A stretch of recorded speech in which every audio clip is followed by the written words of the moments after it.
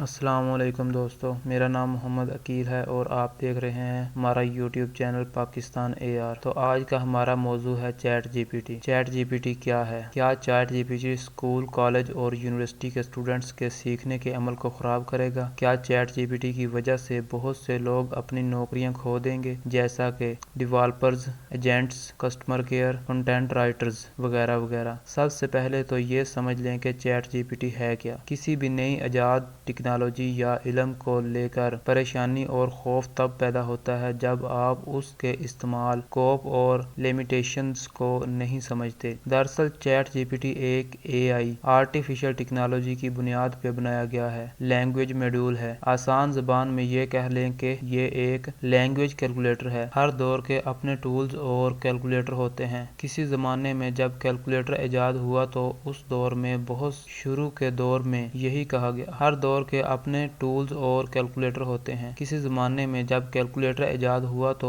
اس دور میں بھی شروع کے دور میں یہی کہا گیا کہ کیلکولیٹر سے اسٹوڈنٹس کا سیکھنے کا عمل متاثر ہو سکتا ہے۔ اسٹوڈنٹس مسائل کو حل کرنے میں مشین کے محتاج رہیں گے، لیکن بعد میں اسی کیلکولیٹر کو لے کر استعمال کرنے کی اجازت دے دی گئی۔ اگر آپ کیلکولیٹر پہ غور کریں تو آپ ایک اسٹوڈنٹ یا پروفیشنل جب کسی بڑے مسئلے یا حساب کتاب کا حل کرتا ہے تو اس میں مختلف کیلکولیشن کے لیے وہ کیلکولیٹر استعمال کرتا ہے۔ تو ایک بڑے مسئلے کو حل کرنے میں، ایک بڑے حساب کتاب کو لکھنے میں، ایک کل مسئلے کو حل کرنے میں کیلکولیٹر کا ایک جزوی فنکشن اور کام ہے۔ لیکن کیا کیلکولیٹر نے منشی، اکاؤنٹنٹ کی نوکری کو ختم کر دیا یا ریپلیس کر دیا؟ ختم نہیں کیا، ریپلیس نہیں کیا۔ ہاں، یہ ضرور ہوا ہے کہ جس مشین اکاؤنٹنٹ کو کیلکولیٹر استعمال کرنا نہیں آتا تھا، اس شخص کی جگہ ایسا شخص آ گیا جسے کیلکولیٹر استعمال کرنا آتا ہے۔ ایسے ہی چیٹ جی پی ٹی آج کے دور کا کیلکولیٹر ہے، لیکن یہ ریاضی والا کیلکولیٹر نہیں بلکہ زبان کا کیلکولیٹر ہے، ایک لینگویج کیلکولیٹر ہے۔ اس کیلکولیشن کی مثال ایک